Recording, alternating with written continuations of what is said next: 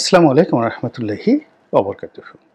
সম্মানিত দর্শক, ক্ষমতাধর রাজনীতিবিদ, রাজা, মহারাজা, সম্রাট, তাদের পশুপ্রীতি এটি নিয়ে রীতিমতো মহাকাব্য রয়েছে। যারাই ক্ষমতায় আরোহণ করেছেন তাদের অনেকের মধ্যে অদ্ভুত অদ্ভুত সব নেশা দেখা যায়। কেউ হয়তো বিড়াল পোষেন, কেউ হয়তো বানর পোষেন, কেউ বাঘ পোষেন, কেউ হাতি পোষেন, কেউ দেখা গেল যে টিয়া পাখি, ময়না পাখি পোষেন। অনেকের যাকে বলা হয় চিড়িয়াখানা থাকে। তো এই সকল বিষয় নিয়ে আলোচনা করব, যেটা আমি সাধারণত রাজনৈতিক যে কথাবার্তা বলি তার থেকে একটু ব্যতিক্রম। আশা করি আপনাদের ভালো লাগবে।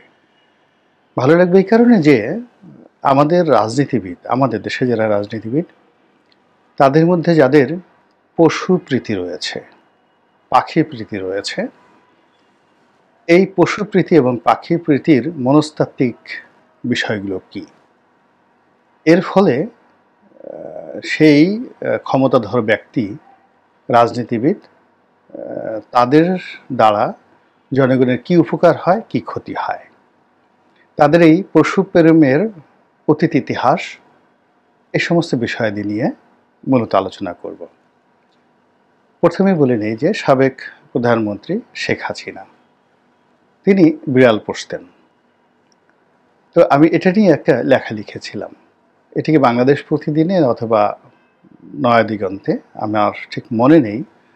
তবে এটা লিখেছিলাম শেখ হাসিনার জমানাতে, এবং আমি যখন এমপি তখন। একটি রাজকীয় বিড়ালের আর্তকাহিনী। আবার আরেকটা লেখা লিখেছিলাম, ওটাও সম্ভবত বাংলাদেশ প্রতিদিনে। সেটি হলো একটি রাজকীয় বানরের আর্তকাহিনী। তো রাজকীয় বানরের যে আর্তকাহিনী, এটা যেভাবে একটা ঐতিহাসিক ঘটনাকে কেন্দ্র করে লিখেছিলাম, আবার ওই যে বিড়ালের যে কাহিনী, ওটি মূলত শেখ হাসিনার যে বিড়াল, তাকে নিয়ে লিখেছিলাম। এই যে শেখ হাসিনার বিড়াল প্রীতি বা বানরটিকে নিয়ে যে লিখেছিলাম, সেটা হলো কারবালা যুদ্ধের জনক এবং ইমাম হাসান এবং ইমাম হুসাইন রাদিয়াল্লাহু তাআলা আনহু এর হত্যাকাণ্ডের যিনি বরপুত্র, সেটা হলো ইয়াজিদ ইবনে মাবিয়া, উমাইয়ার শাসক।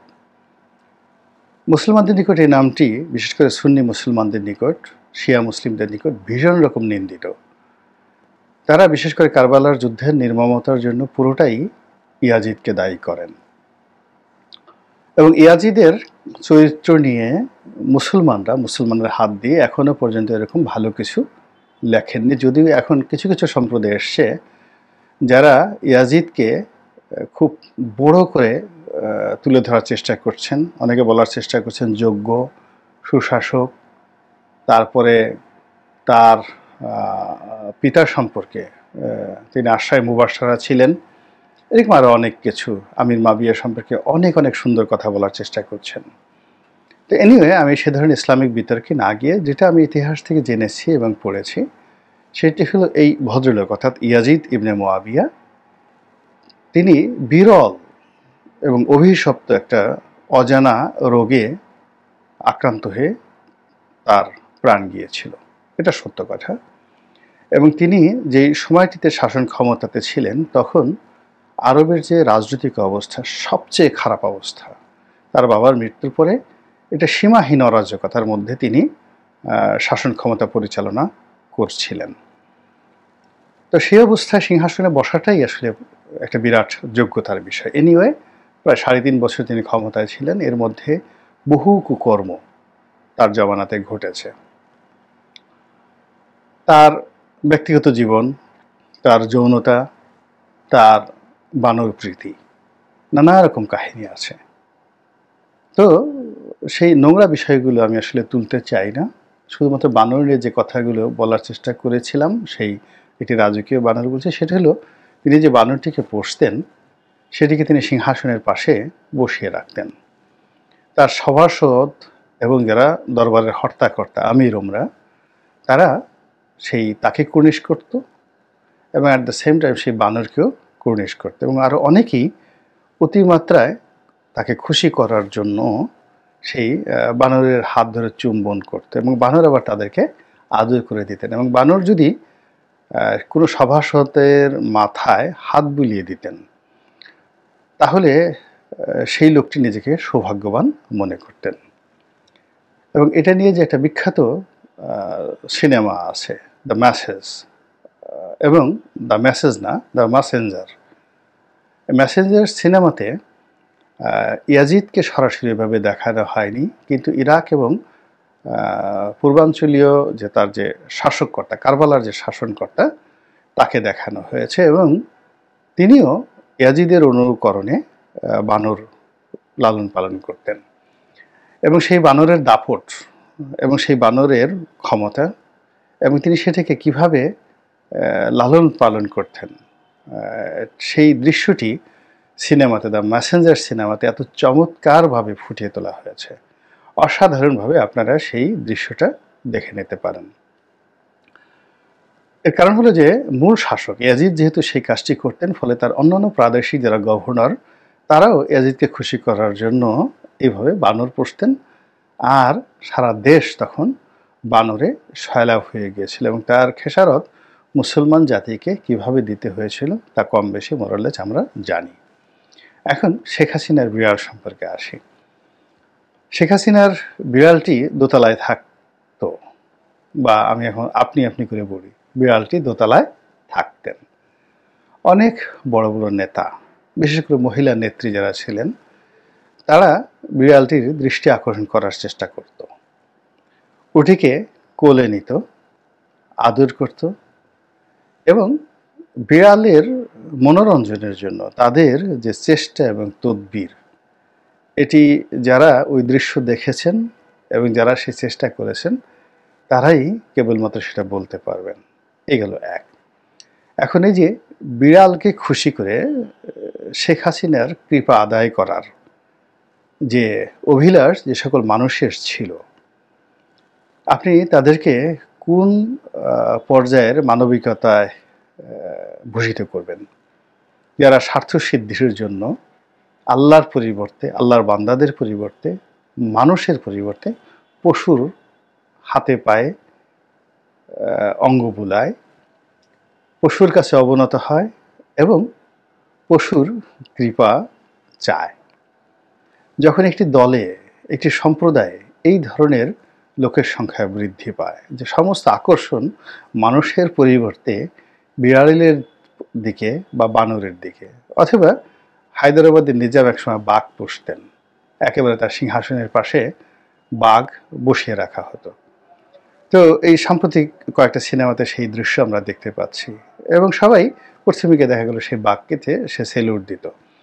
তো এইরকম একটা অবস্থা, এই অবস্থা যখন সমাজে তৈরি হয়ে যায়, যে রাষ্ট্রে, যে সমাজে, যে বা দলে, সেখানে মানুষের যে প্রাধান্য সেটা কমে যায়, পশুর প্রাধান্য বেড়ে যায়, আর পশুর সংস্পর্শে মানুষ যত বেশি থাকে তত বেশি তার ভিতরে পাশবিকতা বেড়ে যায়, মানবিকতা কমে যায়, সেটা যে কোনো পশু হোক না কেন।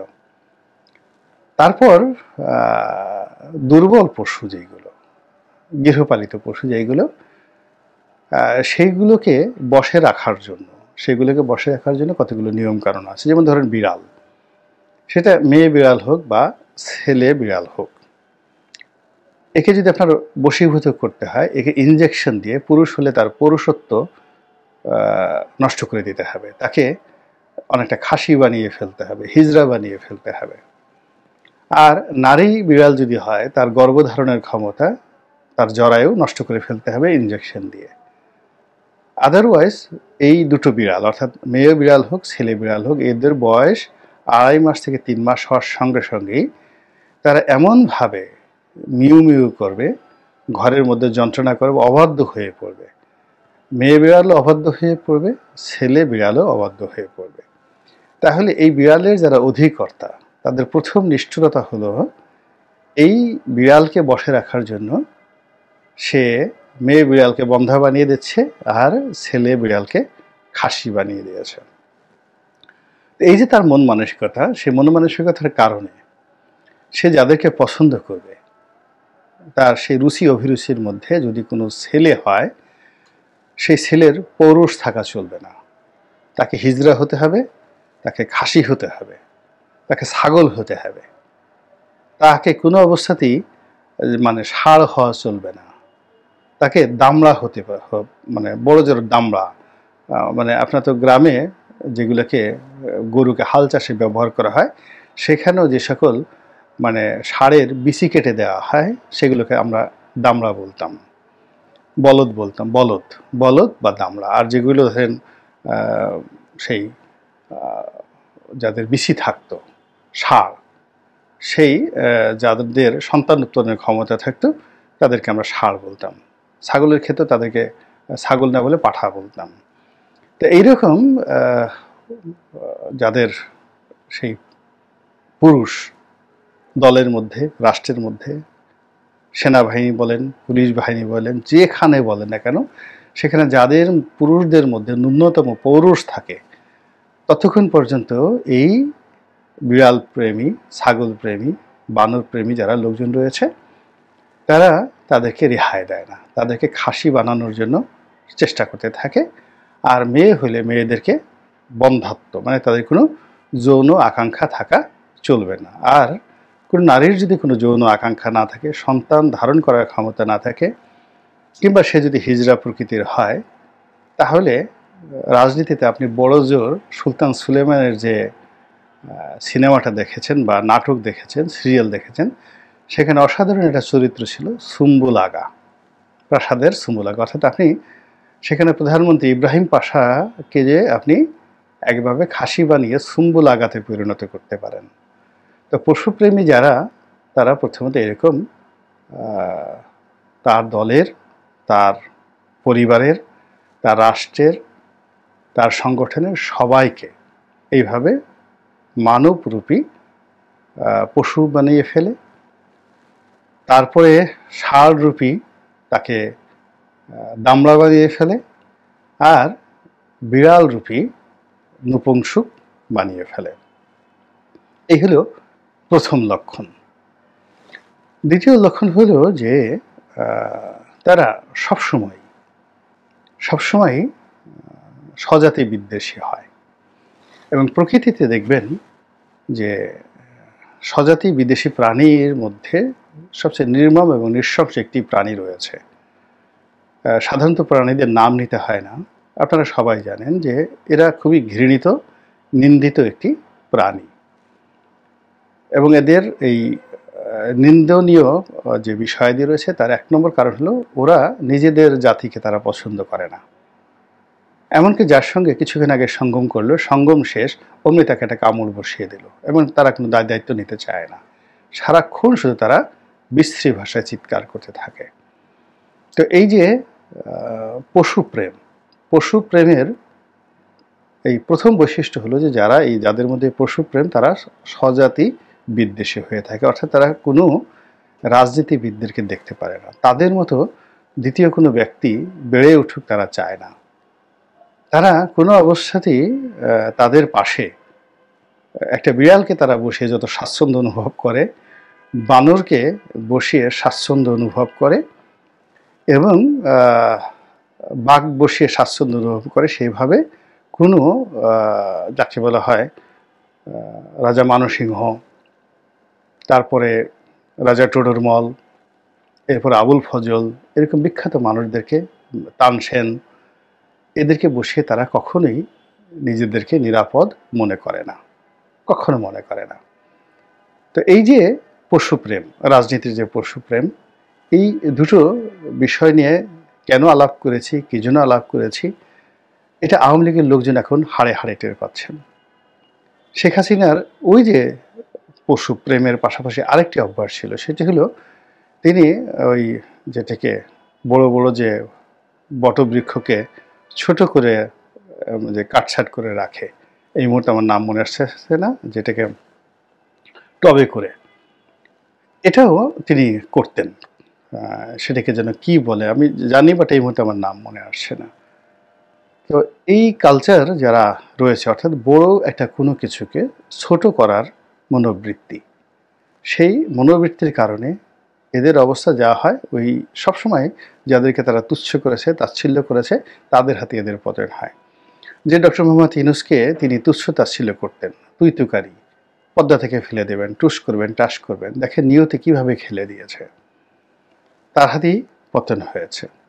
আবার ইতিপূর্বে শেখ হাসিনাকে যারা তুচ্ছ তাচ্ছিল্য করেছে, শেখ হাসিনার হাতেই তাদের পতন হয়েছে, যে না এ কিছুই করতে পারবে না। আবার এখন যারা ক্ষমতাধর রয়েছেন, তারা যাদেরকে তুচ্ছ এবং তাচ্ছিল্য করছেন, তাদের হাতেই তাদের পতন হবে। এবং এই জিনিসগুলো আসে ওই যে মানুষের বানর প্রীতি থেকে। বিড়াল প্রীতির যেভাবে একটা বৈশিষ্ট্য রয়েছে, বানর প্রীতির বৈশিষ্ট্য আরও যাকে বলা হয় নির্মম এবং নিষ্ঠুর। বানর, আপনারা জানেন যে বানর খুবই দুরন্ত প্রাণী, খুবই চালাক, চতুর এবং অশ্লীল, এবং যাকে বলা হয় মন্দ কাজে অভ্যস্ত, চোর। বানর ভীষণ রকম চোর এবং ছিনতাইকারী। তারা আপনার হাত থেকে আইসক্রিম নিয়ে যাবে। এরপরে দুষ্ট, আপনি যদি কোথাও আপনাকে আপনার কানটা মলে দিবে, আপনাকে দেখে তার লজ্জার স্থান দেখিয়ে দেবে। মেয়ে বানর বা ছেলে বানর একটা অনায়াসে, এবং 4-5 জন যদি আপনি গিয়ে তাকে দেখতে চান, অমনি আপনাদের সামনে তারা সঙ্গম শুরু করে দেবে। এরকম অসভ্য। তো এরকম অসভ্য প্রাণী যারা মাথায় করে ঘুরেন, তারা মূলত মানুষদের মধ্যে যে সকল বাজে লোক রয়েছে, মন্দ লোক রয়েছে, চরিত্রহীন লোক রয়েছে, জেনাকার রয়েছে, ব্যভিচারী রয়েছে,